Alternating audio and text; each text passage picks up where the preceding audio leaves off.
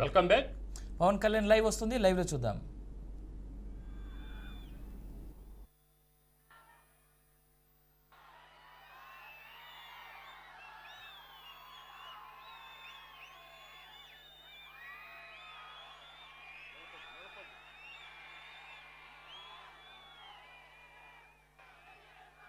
ఇక్కడున్న మీ అందరికీ తెలుసు, నేను ధర్మం పట్టుకుని నిలబడ్డాను ఇన్ని సంవత్సరాలు. ఎప్పుడు ధర్మం తప్పలా. ఇదే సభలు చేసేటప్పుడు నమాజ్ వినిపిస్తే ఆపేసి నా గౌరవాన్ని ప్రకటించిన వాడిని. ఒకటి కాదు, రెండు కాదు, అనేక పర్యాయాలు. నిన్న నా కూతుర్ని రష్యన్ ఆర్థడాక్సీ, వాళ్ళ మదర్ రష్యన్ ఆర్థడాక్సీ చర్చికి సంబంధించిన వ్యక్తులు నా కూతుర్ని తిరుమల తీసుకెళ్తే, అది నేను ఇంట్లో పూజలు చేసినా కానీ ఇక్కడికి వచ్చి నేను నా చిత్తశుద్ధి చూపించాను. నా కూతురి చేత డిక్లరేషన్ ఇప్పించాను. నేను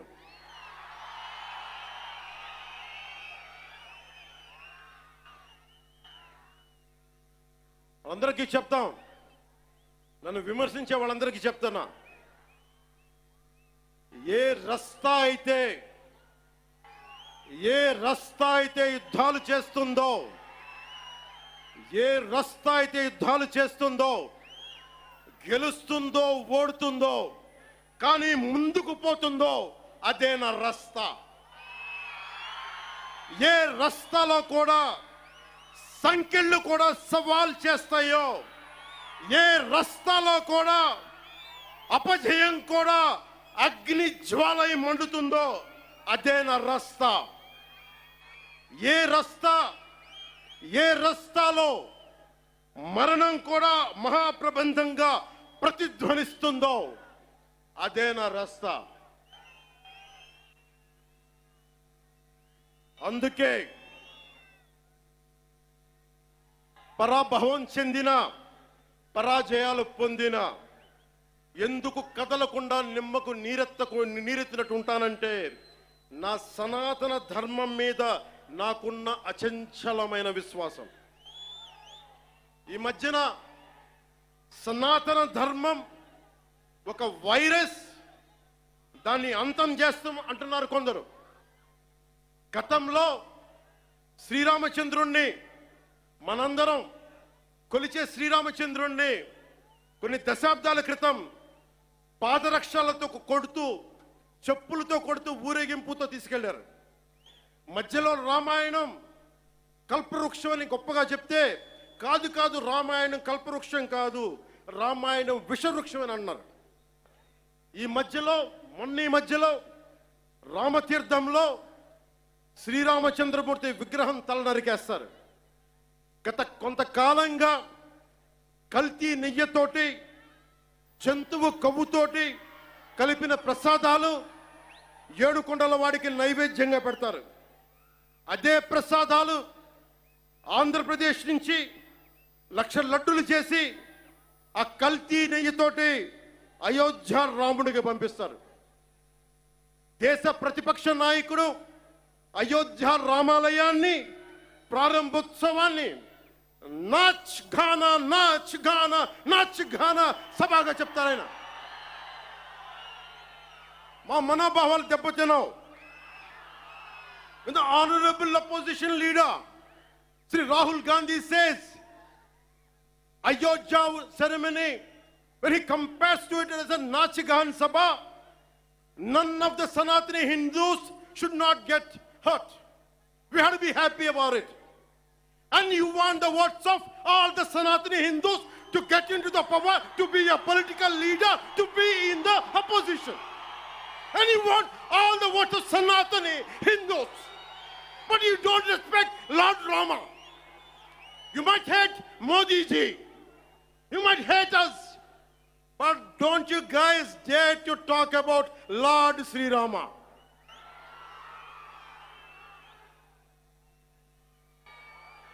మన హిందువులుగా మనం బాధపడకూడదు. రాముడిని తిడితే బాధపడకూడదు, నోరెత్తకూడదు. అన్నామనుకోండి, మనం వెంటనే హిందూ మతాన్ని మొదలైపోతాం.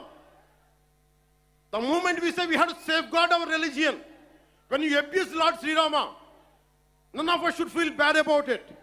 The moment we utter our pain, the moment we say our voice, the moment we say we reflect our pain, suddenly we become Hindu fanatics. Would you dare to do the same thing to Islam? Do you have the same thing to do Christianity? No, you won't do it. Because Hindus are a docile society. They believe in karma. Let the God punish them. Let me tell you, we are deeply hurt.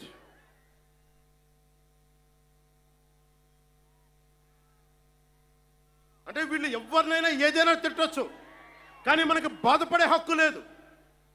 బాధని వ్యక్తపరిచే హక్కు అంతకన్నా లేదు. భారతదేశంలో secularism అంటే హిందూ ధర్మాన్ని దూషించు, అపహాస్యం చేయి, అన్య మతాలను వెనకేసుకొస్తే అది true secularism according to the so called pseudo secularist. The so called secularists, this is what they say. You abuse Sanatana Dharma. Not even a word against Islam, not even a word against Christianity. You won't dare to do it. That's the definition of secularism for you people. దశాబ్దాలుగా చూస్తున్నాం, ఇదేం కొత్త కాదు. చట్టాలు కూడా పనిచేస్తాయా? చట్టాలు కూడా ఎలా పనిచేస్తాయంటే సనాతన ధర్మాన్ని పాటించే వారిపై వైపు నిర్దాక్షిణ్యంగాను, సనాతన ధర్మం పాటించే వారి వైపు చట్టాలు ఎలా పనిచేస్తాయంటే నిర్దాక్షిణ్యంగా పనిచేస్తాయి. అన్య ధర్మాలు పాటించే వారిపై ఎక్కువ మానవత్వం, దయ చూపిస్తారు. ఇంకా దూషణ చేసే వారికి కోర్టులు రక్షణ కల్పిస్తాయి. అయిన వాళ్ళకి ఆకులు, కాని వాళ్ళకి కంచాలు. ఇప్పుడు అది కూడా పోయింది, ఆకులు కూడా పోయింది, చేతుల్లో పెట్టి నాక్కోమంటున్నారు సనాతన ధర్మాన్ని ప్రాక్టీస్ చేసేవాళ్ళు. ఇదన్నా సరదాగా చెప్పట్లా. ఈ స్టేట్మెంట్ని సబ్స్టాన్షియేట్ చేయడానికి చిన్న ఉదాహరణ. ఈ మధ్యన ఒక యువ నాయకుడు అన్న మాటలు, సనాతన ధర్మం ఒక వైరస్, దాన్ని అంతం చేస్తాం. మీరు ఇలాంటి స్టేట్మెంట్స్ ఒక ఇస్లాం మీద జరిగితే వెంటనే దేశంలో ఉన్న కోర్టులన్నీ స్పందిస్తాయి, నిర్దాక్షిణ్యంగా శిక్షిస్తాయి. కానీ సనాతన ధర్మాన్ని బూతులు తిట్టండి, శ్రీరామచంద్రమూర్తిని పాదరక్షలతో కొట్టండి, అమ్మవారిని తిట్టండి, సరస్వతి అమ్మవారిని ఏదైనా చేయండి, ఒక్క కోర్టులు భయపడతాయి కోర్టులు కూడా.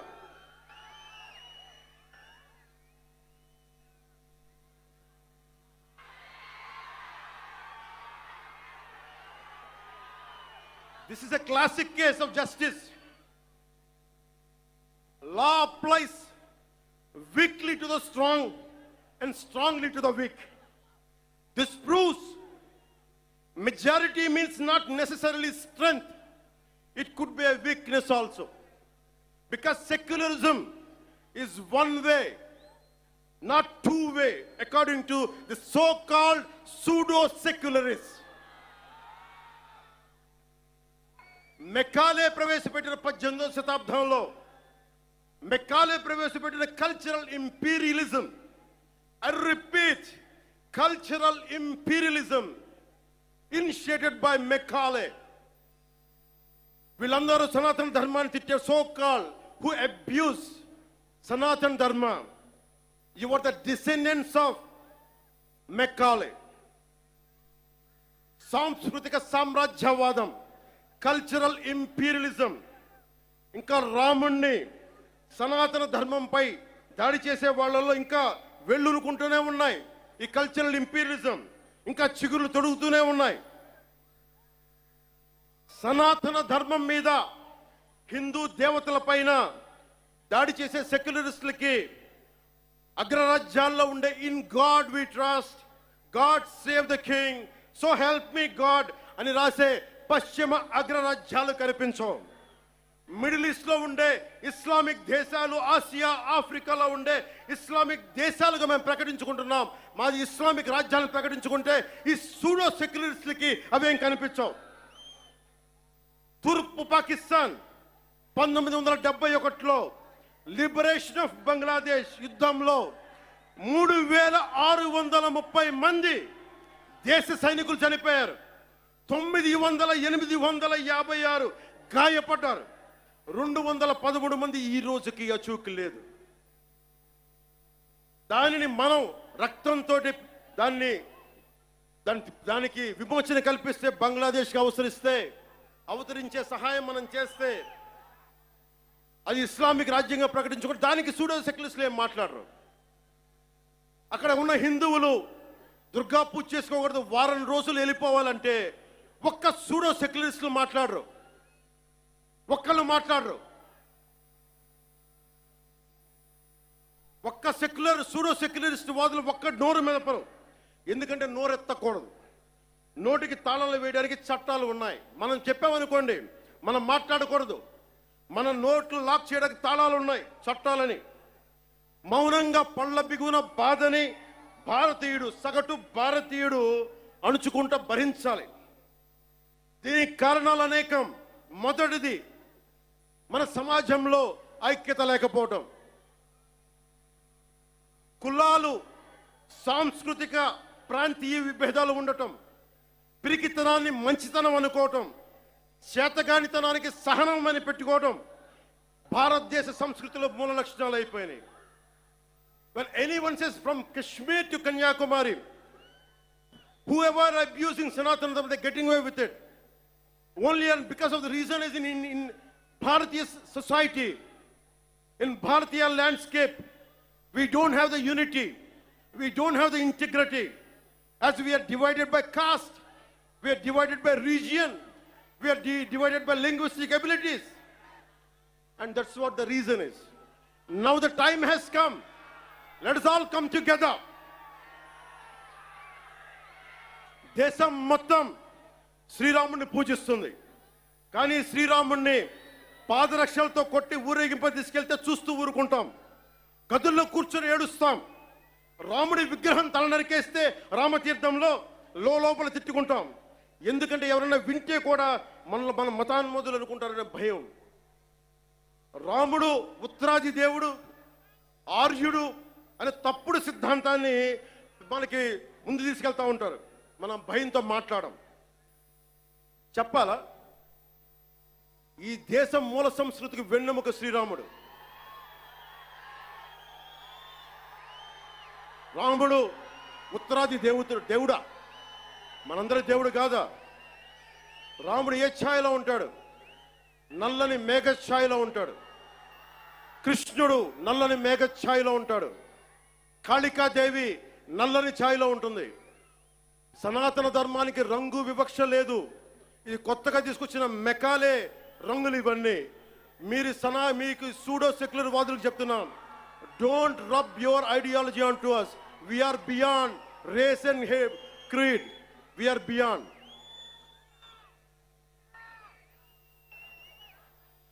இங்க நிறைய தமிழ் பேர் இருக்காங்களா? தமிழ்ல சொல்றேன். தமிழ்நாடு ஒரு நாயக்கர் சொல்றாங்க,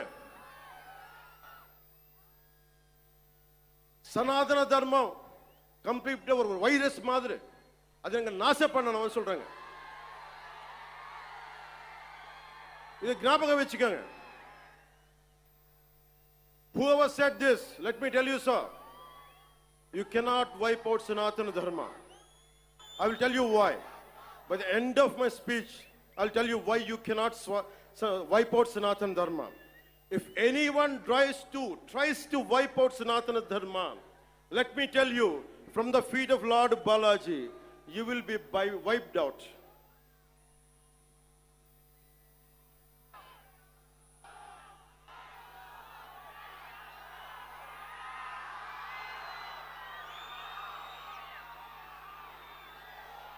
తప్పులు జరుగుతూ ఉంటే మనకి పిరికితనం ఆవహించేసింది. నేను ఎప్పుడు అభివృద్ధి, యువతకు ఉద్యోగాలు కావాలి, అభివృద్ధి జరగాలి. నేను ఇన్నిసార్లు చూశాను. ఇన్ని దశాబ్దంలో నేను అందరినీ కౌలు రైతులకు సహాయం చేశాను, మతం చూడలా. ఎంతమంది ముస్లిం రైతులకు నేను సహాయం చేశాను, ఎంతమంది యేసుక్రీస్తు మతం పుచ్చుకున్న రైతాంగం నేను సహాయం చేశాను.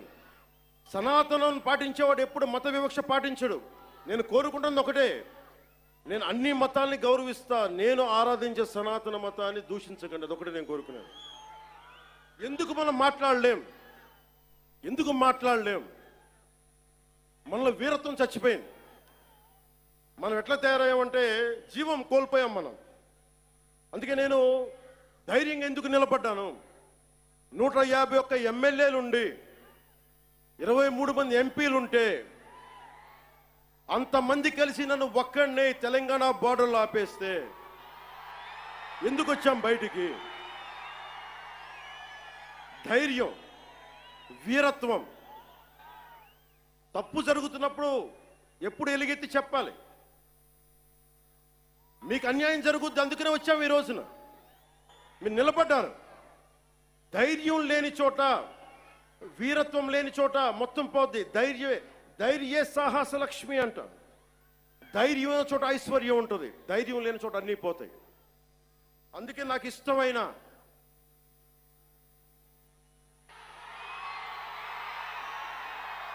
వాళ్ళకి 11 సరిపోలా. ఒకటికి పరిమితం చేద్దాం వాళ్ళని.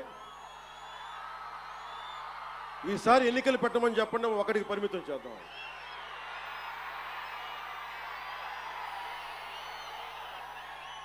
నాకు ఇష్టమైన కవి శేషేంద్రతో పాటు నాకు ఇష్టమైన హిందీ కవి, హిందీ రాష్ట్ర కవి శ్రీ రామ్ధారి సింగ్ దినకర్.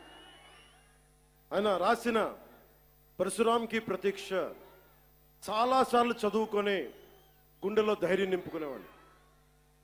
చైనాకి భారతదేశానికి, మన దేశానికి యుద్ధం వచ్చినప్పుడు మీరు సైనికుల్ని బలి చేశారు, సరిగ్గా చేయలేదన్న వేదనతోటి పరశురామ్కి ప్రతీక్ష రాశారు.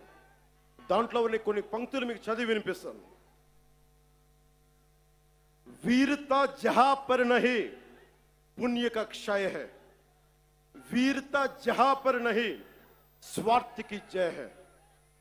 ధైర్యం లేని చోట మంచి విలువలు క్షీణిస్తాయి, నశిస్తాయి. ధైర్యం లేని చోట వైసీపీ లాంటి స్వార్థపూరిత శక్తులు సనాతన ధర్మాన్ని మట్టిలో కరిపిస్తామని చెప్పే శక్తులు విజయ దుందుబిని మోగిస్తాయి.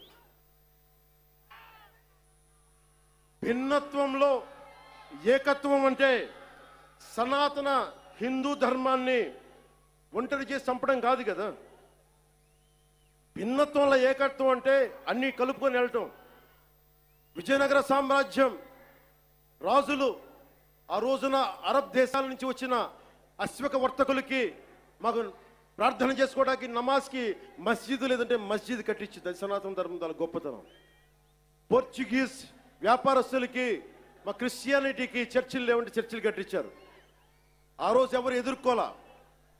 అలాంటి సనాతన ధర్మాన్ని మట్టిలో కలిపేస్తాం, మస్ చేస్తామంటే అలాంటి వాళ్ళందరూ కూడా చెప్తున్నాం, మేము చేతులు కట్టుకొని కూర్చోలా.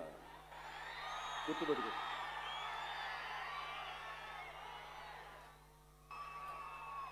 సనాతన ధర్మాన్ని ఎలా చంపేశారంటే, మనకి పిరికితనం ఎలా ఆవహించిందంటే, రాజ్యాంగం తొలి ప్రచురణలో అంబేద్కర్ గారు రథసారథిగా ఉండి నడిపించారు దాన్ని. శ్రీ రాజ్ గోపాల్చారి, పండిట్ జవహర్లాల్ నెహ్రూ, అల్లాడి కృష్ణస్వామి అయ్యర్, మొదటి దళిత మహిళా నాయకురాలు శ్రీమతి అమ్ము వేలాయుధన్, ఇలాంటి వాళ్ళు 300 పైచీలకు కూర్చొని అలాంటి రాజ్యాంగం తొలి ప్రచురణలో అందులో చిత్రపటాలు ఉంటాయి. ఋషులు యజ్ఞయాగాదులు చేసే చిత్రపటాలు, కృష్ణుడు అర్జునుడికి భగవద్గీత బోధించే సారం, బోధి వృక్షం కింద జ్ఞానం పొందిన బుద్ధుడు, మహావీరుడు, 24వ తీర్థంకర్ ఆయన ఫోటోగ్రాఫ్, ఆయన చిత్రపటాలు, నటరాజు, అశోక చక్రవర్తిని బౌద్ధాన్ని ముందుకు తీసుకెళ్తున్న చిత్రపటాలు, సిక్కులది, ముఘల్ చక్రవర్తులది, అక్బర్ది, శ్రీరాముడు లక్ష్మణుడు హనుమాన్ భుజం మీద ఎక్కించుకునే, బజరంగ బలి మీద భుజం ఎక్కించుకొసుకునే చిత్రపటాలు. ఇదంతా భిన్నత్వంలో ఏకత్వం చూపించడానికి చేసిన ప్రయత్నం. ఇప్పుడది లేదు. మొన్న మధ్యన తిరిగి గౌరవ ప్రధానమంత్రి శ్రీ నరేంద్ర మోదీ గారు తిరిగి దాన్ని బయటికి తీసుకొచ్చారు. ఆ రోజు నుంచి, దేశ విభజన దగ్గర నుంచి ఆ రోజు నుంచి ఈ రోజు దాకా తప్పుల మీద తప్పులు చేసుకుంటూ వెళ్తూ ఉంటే అందరం భారతదేశం సమాజంలో ఉన్న సగటు వ్యక్తి మౌనాన్ని ఆశ్రయించారు. వాళ్ళు రాజకీయ నాయకులు కావచ్చు, ఉన్నత స్థానాల్లో కూర్చున్న ఉన్నవారు కావచ్చు, పెద్ద పెద్ద ప్రసార మాధ్యమాల్లో ఉన్నవారు కావచ్చు, ఎవరైనా కావచ్చు. కానీ అందరికీ డబ్బున్న వాళ్ళు కావచ్చు, పేరున్న వాళ్ళు కావచ్చు, పేరు ప్రఖ్యాతులు ఉన్న వాళ్ళు కావచ్చు, అందరూ తప్పులు జరుగుతుంటే మాట్లాడరు. మిగతా మతాల మీద దాడి జరిగితే అందరూ మాట్లాడతారు. నటులు మాట్లాడతారు, చిత్ర పరిశ్రమ మాట్లాడుతుంది, వ్యాపారస్తులు అందరూ మాట్లాడతారు. ఇది తప్పండి, ఇలా జరగకూడదని. అదే సనాతన ధర్మం మీద జరిగితే ఒక్కళ్ళు నోరు మెదపరు. If there is an attack on Sanatana Dharma, this so-called big wigs of in every way, every area, in every domain, they want to be politically right. Let me tell you, I hate to be politically right. I prefer speaking truth. In words of Rashtrakavi Ramdhari Singh Dinaka, let me tell you, जो सत्य जान कर भी न सत्य कहता है या किसी लोभ के विवश मूक रहता है, उस कुटिल राजतंत्र का धैर्य को धिक्क है. यह मूक सत्य का सत्यहंता कम नहीं वधिक है. తప్పని తెలిసి కూడా మాట్లాడటం ఇంకా తప్పు కదా. The hottest places in the hell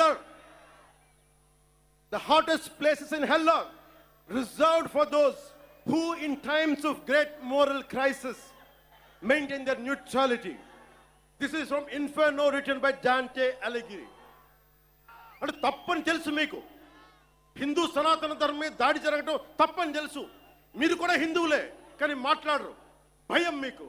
నాకు అలాంటి భయాలు లేవు.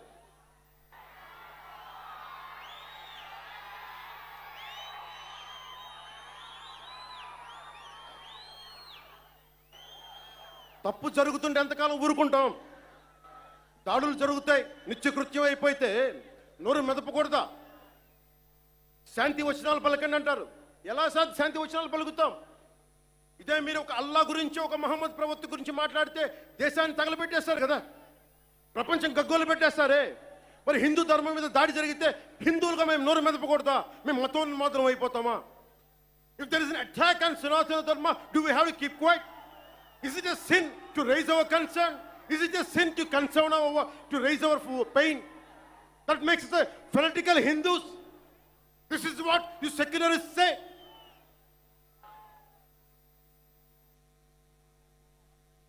మీలాంటి వాళ్ళ కోసమే రామ్ధారి సింగ్ దినకర్ చెప్పింది, नेता निमग्न दिन रात शांति चिंतन में, कवि कलाकार ऊपर उड़ रहे हैं गगन में. यज्ञाग्नि हिंद में समझ नहीं पाती है, पौरुष की ज्वाला रोज बुझ जाती है. Sometimes we should communicate our pain. We should tell the group of pseudo-secularists of this nation, no matter which nook and corner you are, let me tell you, I want to communicate my pain to you guys. Secularism is not one way, it is two way. Maryada ivvandi, maryada teesukondi. Respecting each other is essential. ఒక్కొక్కసారి గొంతెత్తక తప్పదు. యోగి ఆత్మకథలో నేను 10th క్లాస్లో చదువుకున్నప్పుడు ఒక పాఠం చదువుకున్న, దాంట్లో ఒక పేజీ, ఒక గుడిలో చాలా మంది భక్తులు వెళ్తా ఉంటే ఒక యోగి వస్తాడు అక్కడికి. ఆ యోగి వస్తే భక్తులంతా చెప్తారు, ఇక్కడ పాముంది, విషనాగుంది, అది కాటేస్తుంది, మమ్మల్ని ఇబ్బందులు గురి చేస్తుంది అంటే పిల్లలు భయపడిపోతున్నారంటే ఆయన దివ్య శక్తులతోటి ఆ సర్పాన్ని పిలిచి దాంతో మాట్లాడి కాటేయకని చెప్పాడు. కొన్ని నెలల తర్వాత మళ్ళీ అదే దారిలో వెళ్తా ఉంటే ఆయన వస్తే మళ్ళీ అదే నాగుపాము కనిపించింది. ఈసారి బాధపడింది. ఏంటి బాధపడుతున్నావంటే, అదంది, నువ్వు కాటేయద్దని చెప్పావు, నేను కాటేయకుండా మంచిగా ఉందామంటే ఈ సమాజం నన్ను చిన్న పిల్లోడితో సహా కొడతా ఉన్నారు నన్ను. అప్పుడు ఆ యోగి చెప్పింది ఏంటంటే, నేను కాటేయొద్దని చెప్పాను కానీ బుస కొట్టమని చెప్పలేదు కదా. నేను దాడి చేయట్లా, మా ఆవేదనను వెళ్ళగక్కుతున్నాం, మా బాధని, మా ఇబ్బందిని చెప్తున్నాం. That's why I'm telling you, secularism to the highest, whoever is listening to it, let me tell you, secularism can never be one way. It has to be two way. Respect, take respect, give respect.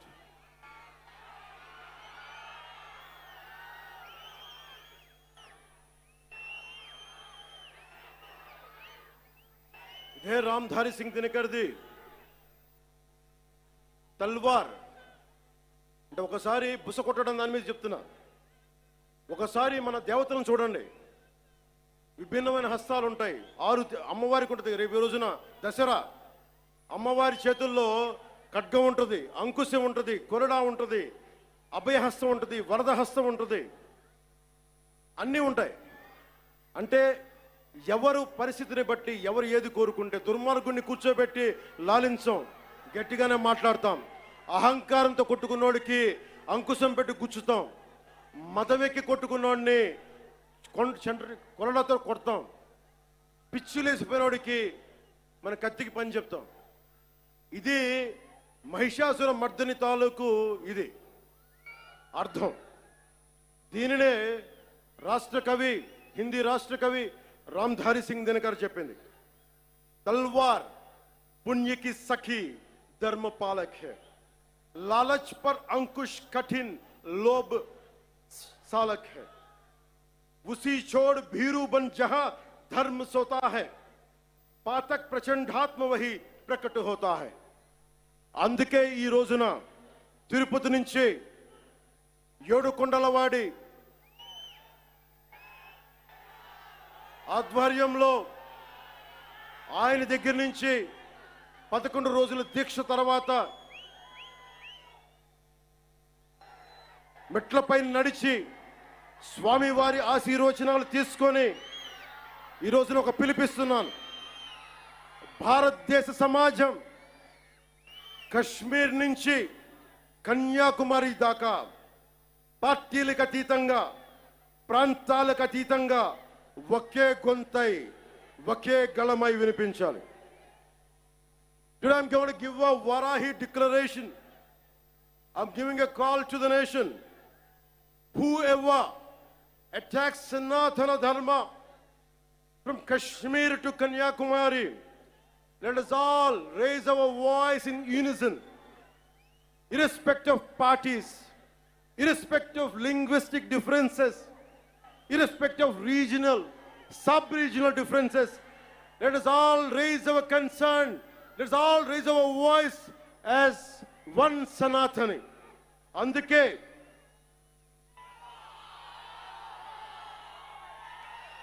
అందరి కోసం ఈ Varahi declaration ప్రకటిస్తున్నాం.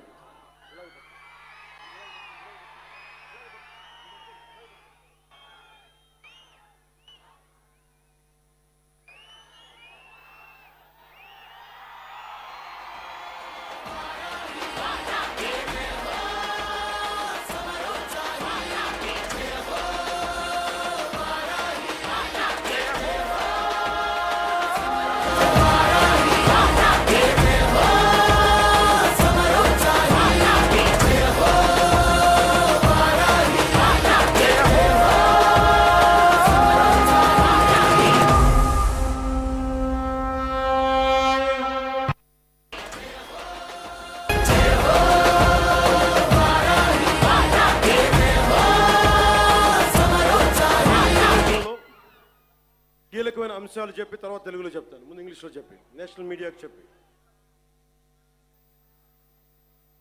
Secularism must be upheld in a manner that ensures uniform response to any threat or harm caused to any religion or faith. The second point, a strong national act, I reiterate, a strong national act is required to protect Sanatana Dharma and prevent actions that harm its beliefs. This act should be enacted immediately and uniformly enforced across the Bharat. A Sanatana Dharma Protection Board should be established at both the national and state levels to oversee the implementation of this act. Annual funds must be allocated to support this board and its activities. There should be non-cooperation to individuals or organizations. Let me tell you again, there should be non-cooperation to individuals or organizations that defame or spread hatred against Sanatana Dharma. Sanatana Dharma certification must be implemented to ensure the purity of materials used in offerings and prasadams at all the Bharat temples.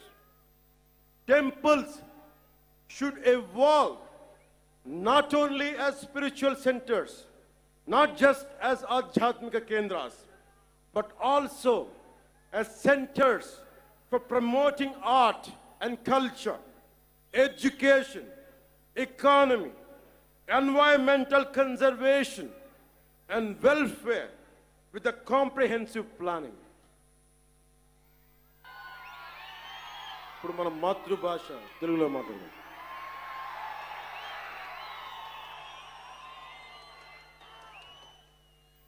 సనాతన ధర్మాన్ని త్రికరణ శుద్ధిగా ఆచరించే వ్యక్తిగా ఈ వారాహి డిక్లరేషన్ని వెంకటేశ్వరుడి పాదాల సాక్షిగా మీకు తెలియజేస్తున్నాను. ఏ మతానికి ఏ ధర్మానికి భంగం వాటిల్లినా ఒకేలా స్పందించే విధంగా లౌకికవాదాన్ని పాటించాలి. సనాతన ధర్మ పరిరక్షణ కోసం అవిశ్వాసాలకు భంగం కలగజేసే చర్యలు అరికట్టడానికి దేశం మొత్తం అమలయ్యేలా ఒక బలమైన చట్టం అవసరం ఉంది. దానిని తక్షణమే తీసుకురావాలి. ఆ చట్టాన్ని అమలు చేసేలా జాతీయ రాష్ట్ర స్థాయిల్లో సనాతన ధర్మ పరిరక్షణ బోర్డు ఏర్పాటు కావాలి.